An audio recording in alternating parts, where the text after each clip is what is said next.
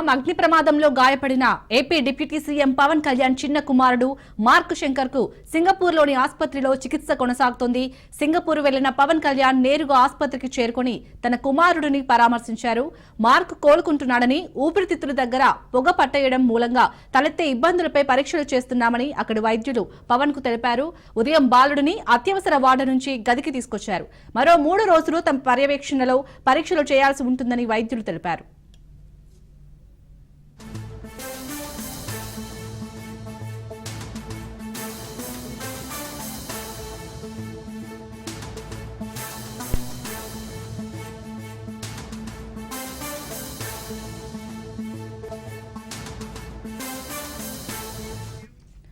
ప్రస్తుతం సింగపూర్ లో ఉన్నారు చిరంజీవి దంపతులు.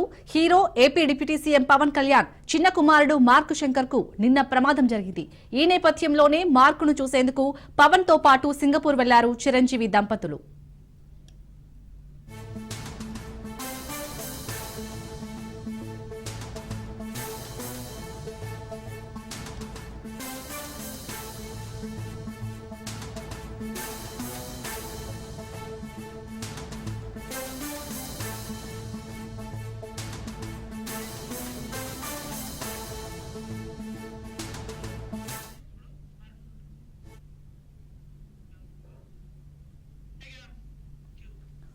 పవన్ కళ్యాణ్ చిన్న కుమారుడికి అయితే గాయమైంది. సో ఈ రోజు అయితే ఎమర్జెన్సీ వార్డు నుండి గదికి షిఫ్ట్ చేసినట్టుగా తెలుస్తుంది. ఇంకా డీటెయిల్స్ మా ప్రతినిధి సౌమ్య అందిస్తారు. సౌమ్య, చెప్పండి, ప్రస్తుతం చిన్న కుమారుడి పరిస్థితి ఏ విధంగా ఉంది?